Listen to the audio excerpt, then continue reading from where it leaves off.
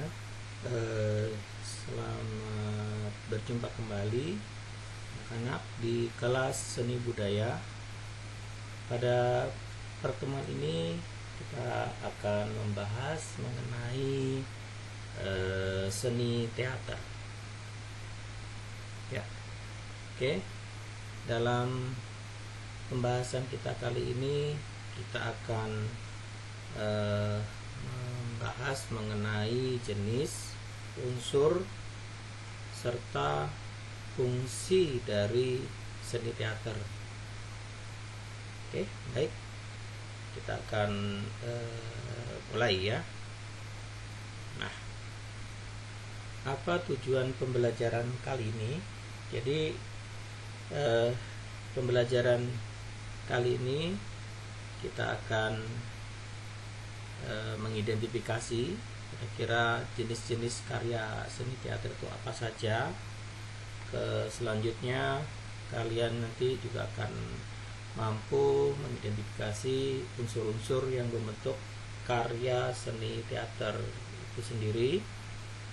Dan yang terakhir, kalian nanti akan mampu mengidentifikasi apa saja fungsi-fungsi seni teater itu. Nah, sebelumnya kita akan masuk kepada pengertian apa sih sebenarnya seni teater itu. Nah, secara bahasa, seni teater itu sebenarnya berasal dari bahasa Yunani kuno, yaitu adalah teatron, yang artinya adalah gedung pertunjukan. Nah, di mana kata teatron ini kemudian diserap dalam bahasa Inggris menjadi teater, dan kemudian di bahasa Indonesia seperti kita ketahui jadi seni teater. Berikutnya, secara arti kita memiliki dua arti sebenarnya. Yang pertama adalah arti sempit. Nah, apa itu arti sempit dalam teater? Arti sempitnya adalah teater adalah kisah kehidupan manusia. Jadi segala suatu hal tentang peristiwa dalam manusia yang diangkat di atas pentas dengan disaksikan oleh orang banyak. Jadi ini harus ada cerita, harus ada suatu peristiwa dalam kehidupan manusia, dan ini diangkat dengan tata pentas, baik dengan tata rias, busana, panggung dan sebagainya, dan ini disaksikan oleh orang banyak. Nah, ini dalam arti yang sempit. Nah, yang kedua adalah dalam arti yang luas. Dalam arti luas adalah segala sesuatu yang dipertunjukkan di depan orang banyak. Jadi teater dalam hal ini adalah segala hal yang dipertunjukkan, apapun yang dipertunjukkan di depan orang banyak. Misalnya apa? Boleh tari-tarian juga boleh. Kemudian apalagi ya mungkin ketoprak di daerah Jawa, atau bahkan topeng monyet pun bisa. Ini karena apa? Ini ada di pertunjukan depan orang banyak. Ya, ondel-ondel misalnya, itu juga termasuk dalam arti yang luas. Berikutnya kita akan lihat, oke, seperti apa sih bentuk teatron? Nah, seperti ini bentuk teatron itu. Nah, di sini ini adalah untuk para pemainnya, dan di sini penonton. Perkirakan bisa sampai 5.000 penonton teatron ini. Nah, ini ilustrasinya seperti ini. Ilustrasinya di sini ada para pemain, ada koor untuk para penyanyi. Jadi mereka diiringi dengan nyanyian ya, karena teatron dulu itu adalah untuk tempat pertunjukan untuk persembahan para dewa bagi Yunani. Ini ada sampel, kita sebut ini adalah backdropnya dulu ya. Oke, lanjut. Nah, sering dikatakan bahwa teater itu sama dengan drama. Ya, teater itu identik dengan drama. Tapi apakah benar demikian? Kita akan lihat. Nah, sebenarnya teater itu adalah sesuatu yang berkaitan langsung dengan pertunjukan. Jadi sesuatu yang ditunjukkan di atas pentas, itulah disebut dengan teater. Jadi berteater, ya, berkarya teater. Kemudian teater itu adalah visualisasi drama atau perwujudan dari drama. Atau ada yang mengatakan drama yang dipentaskan. Jadi suatu bentuk peristiwa yang dramatis. Nah, misalnya seperti itu ketika sudah dipertunjukkan, itulah disebut dengan teater. Sedangkan drama itu adalah berkaitan dengan lakon atau naskah yang akan dipentaskan. Jadi bentuk dalam naskah itulah disebut dengan drama.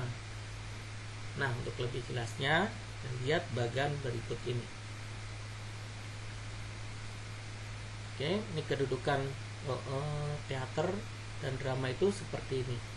Nah, di dalam teater atau kita berteater itu kita harus mewujudkan untuk dramanya ini, ya. Drama itu sebenarnya adalah kalau dalam bentuk tulisannya ya naskahnya itu disebut dengan drama, dan kemudian perwujudannya itu adalah teater. Jadi aktivitasnya ini ada bentuk pasifnya, ini adalah bentuk aktifnya. Selanjutnya kita lihat apa sih jenis-jenis teater itu. Jadi teater itu ternyata juga ada jenis-jenisnya, ada bermacam-macam teater. Nah, jenis teater secara umum dibedakan menjadi dua, yaitu teater tradisional, teater non tradisional, atau ada yang mengatakan non tradisional dengan teater modern. Nah, teater tradisional itu antaranya adalah teater rakyat, teater klasik, teater transisi. Ya, lagi non tradisional kita sebut juga dengan teater modern. Kita lihat penjelasan apa sih sebenarnya teater tradisional dan non tradisional tersebut. Nah, apa yang disebut dengan teater tradisional? Teater tradisional adalah teater yang bersumber, berakar, dan menjadi milik diri dari masyarakat dan lingkungannya. Jadi teater ini muncul dan berkembang itu di dalam masyarakat tertentu.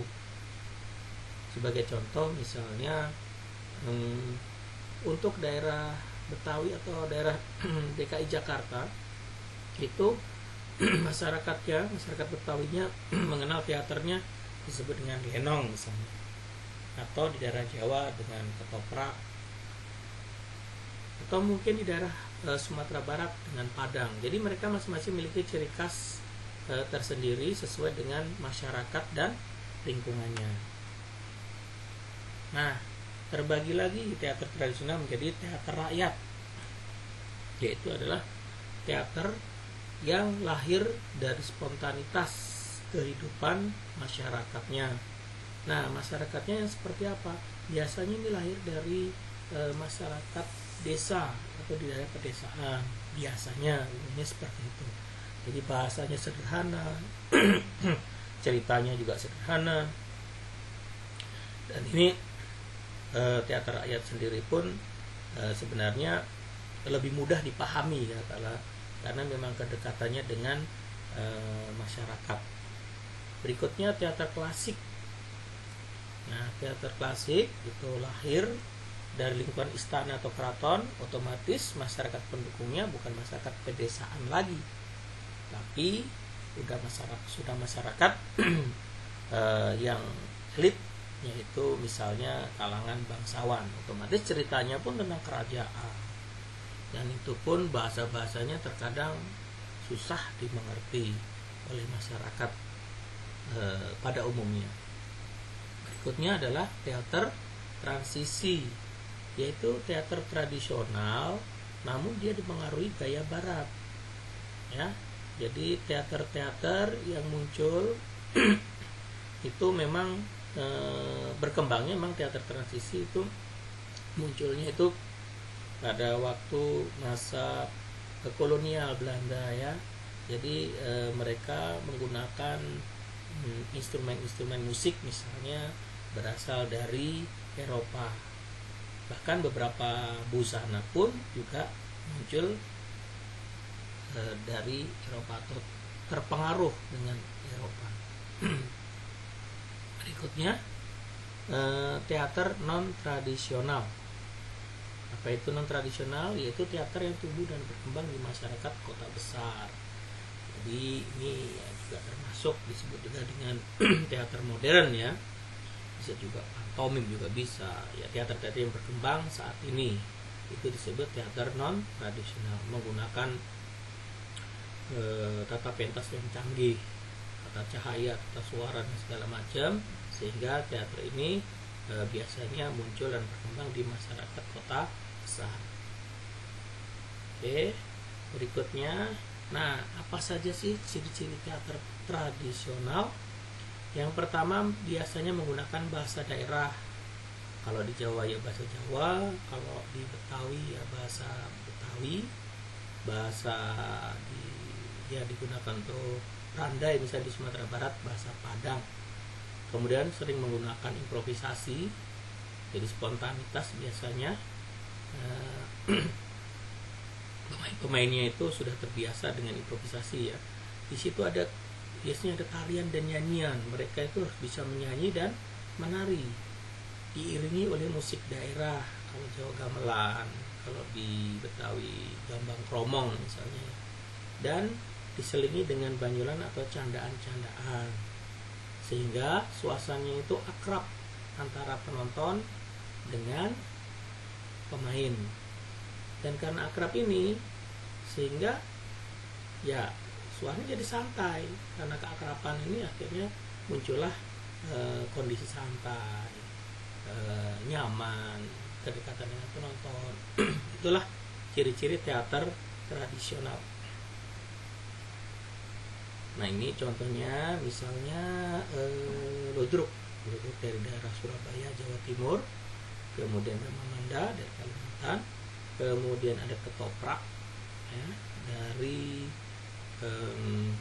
Jawa Tengah. Ingat, ketoprak bukan makanan nih ya, ketoprak. Kalau di Betawi namanya ketoprak itu makanan. Oke. Nah, kalian nanti bisa mencari contoh-contoh lain selain yang diberikan di sini mengenai teater rakyat. Teater klasik, misalnya wayang orang. Ini kita ambil dari Jawa ya, wayang kulit juga ya. Kemudian dari Sunda ada wayang golek. Nah, ini kadang-kadang bagi orang Jawa pun untuk bahasanya wayang orang maupun wayang kulit atau bahasa Sunda bagi wayang golek itu agak kurang dipahami karena munculnya kebanyakan dari kalangan bangsawan ya. Jadi cerita-ceritanya pun cerita-cerita yang memang cerita klasik seperti Ramayana, Mahabharata ya, seperti itu. Nah ini contoh teater transisi. Ini bisa kita lihat, satu disebut komedi Istanbul. Ini ada unsur-unsur musik sitar, ada gitar ya. Ini sudah busana pun juga sudah agak berbeda. Wayang Senggol ini dari daerah Betawi, walaupun sudah mulai punah tapi sudah akan dihidupkan lagi. Ini kita lihat bagian apa disebut wayang Senggol, karena adegan pertempurannya dengan cara bersenggolan. Next, kita akan lihat apa sih perbedaan teater tradisional dengan non tradisional atau modern. Ini kita akan tunjukkan. Teater tradisional itu biasanya tidak diciptakan oleh seseorang atau anonim. Sedangkan teater non tradisional itu diciptakan, ada pengarangnya, naskahnya ada pengarangnya ya. Kalau anonim itu tidak ada pengarangnya. Contohnya apa? Misalnya naskah lakonnya itu Malin Kundang. Kita tidak tahu siapa yang mengarang Malin Kundang. Ya, Sangkuriang misalnya. Itu. Batu Menangis. Kadang-kadang teater-teater tradisional mengangkat cerita-cerita rakyat seperti itu. Sedangkan teater tradisional atau modern itu naskahnya diciptakan. Yang kedua, ini diwariskan secara turun-temurun. Jadi pelaku-pelakunya, ya, pemeran-perannya itu turun-temurun. Sedangkan ini teater modern temporal, disesuaikan dengan waktunya, ya. Tuh, kemudian spontan. Teater tradisional juga biasanya lebih bersifat spontanitas tadi, sehingga muncul improvisasi di situ. Yang berikutnya, teater modernnya itu atau non tradisional biasanya direncanakan, mereka harus latihan dulu, membentuk manajemennya dulu. Nah, itu teater modern. Naskahnya tidak baku atau tidak ada yang baku naskahnya. Orang sudah tahu kenapa tidak ada naskah, karena orang sudah tahu siapa, bagaimana ceritanya. Malin Kundang semua orang tahu, kalimatnya terserah dari pemerannya seperti apa. Kemudian Sangkuriang sudah tahu seperti apa ceritanya. Sedangkan di sini teater modern naskahnya baku, tertulis secara rinci menggunakan kaidah-kaidah penulisan naskah. Kemudian di sini biasanya sebagai upacara, ya. Untuk teater tradisional ada juga beberapa teater itu sebagai kelengkapan upacara, dan non tradisional itu biasanya media hiburan. Berikutnya masuk kepada pembahasan yang kedua. Setelah tadi jenis-jenis teater, sekarang kita masuk pembahasan yang kedua, yaitu apa saja yang membentuk seni teater itu, unsur-unsur apa saja yang membentuk seni teater. Yang pertama adalah naskah. Apa sih naskah? Naskah adalah bentuk tertulis cerita dari drama tersebut yang akan divisualisasikan menjadi pementasan teater. Nah, ini adalah naskah. Naskah itu relnya dari sebuah pementasan teater. Tentu saja tadi ada perbedaan. Kalau teater tradisional, walaupun tidak ada naskah yang baku, tapi setidaknya ada alur yang bisa diikutin. Berikutnya adalah pelaku seni teater sendiri. Siapa saja pelaku seni teater? Itu adalah orang-orang yang terlibat dalam pementasan karya teater. Ya, orang-orangnya nanti apa saja nanti akan kita jelaskan satu persatu, mulai dari sutradara, pemain, penonton, dan segala macam. Berikutnya tata pentas. Jadi ada naskah, pelaku atau pelaku seni atau teater, kita sebut nanti atau kita rinci nanti, ya. Kemudian pentas, yaitu adalah penataan tata pentas untuk mendukung pertunjukan teater. Nah, ini disebut naskah itu disebut dengan unsur penjalin, ya, unsur penjalin untuk merangkai cerita. Sedangkan pelaku seni atau kita spesifik lagi, untuk unsur utamanya sebenarnya ada di dalam sini, yaitu adalah tubuh manusia itu sendiri. Jadi sekali lagi saya ulangi, unsur pembentuk utama dalam karya teater itu adalah tubuh manusia itu sendiri. Jadi maksudnya di sini. Kenapa? Karena tubuh manusia itu adalah unsur yang tidak bisa dihilangkan dalam pertunjukan teater. Kalau tidak ada tubuh manusia, bagaimana teater itu akan bisa dilihat? Nah, kemudian tata pentas disebut dengan unsur pendukung atau penunjang untuk menambah suasana dalam pertunjukan teater. Berikutnya kita akan bahas satu persatu. Apa itu naskah? Nah, di sini dalam naskah itu ada plot atau susunan cerita dari awal sampai akhir. Itu disebut dengan plot. Ya. Ada yang mengatakan alur. Plot dengan alur sama. Ya, susunan cerita. Ada plot maju, plot mundur, atau campuran maju dan mundur. Yang kedua, dalam naskah itu ada tema atau ide pokok dalam karya. Nah, idenya seperti apa? Misalnya idenya tentang persahabatan, tentang keluarga, tentang konflik dalam keluarga dan segala macam. Kemudian setting adalah latar cerita. Setting bisa dibagi menjadi setting waktu, tempat kejadian, ya. Kemudian setting suasana. Nah, yang tidak kalah penting adalah dalam mewujudkan naskah lakon itu ada point of view dari sutradara atau sudut pandang dari sutradara. Sehingga naskah itu harus diwujudkan, diharapkan sutradara ini mampu mewujudkannya dalam bentuk karya seni teater yang setepat mungkin dengan naskah, ya. Itu sebenarnya point of view. Nah, ini hanya ada dimiliki sutradara, karena sutradara yang harus menerjemahkan naskah itu dalam bentuk visualisasi atau perwujudan atau pementasan teater. Nah, berikutnya apa saja tata pentas itu? Oke, di sini ada tata panggung, pengaturan pemandangan selama pementasan berlangsung. Ini setiap adegan biasanya ada yang sama, ada yang tidak, tergantung dari settingnya seperti apa. Ini tata panggung yang mewujudkannya. Tata busana dan rias, ini pengaturan busana dan rias yang dipakai pemain untuk mendukung pemeranannya. Jadi misalnya pakaiannya seorang ksatria, nah, tentu saja pasti akan berbeda dengan rakyat, ya, kalangan rakyat atau raja, ya. Kemudian tata musik, pengaturan musik yang mengiringi pemain. Dan selanjutnya tata cahaya, ini pengaturan cahaya sehingga suasana itu sangat mendukung dua ini, ya, tata musik dan cahaya untuk menambah suasana, sehingga pemain itu atau pertunjukan itu bisa lebih hidup. Next, kita lihat siapa saja pelaku seninya. Yang pertama adalah sutradara, yang kedua pemeran, dan yang ketiga penonton. Nah, ini yang kita sebut sebagai tubuh pemain itu di sini nih fungsinya. Ini adalah unsur utama dalam seni teater.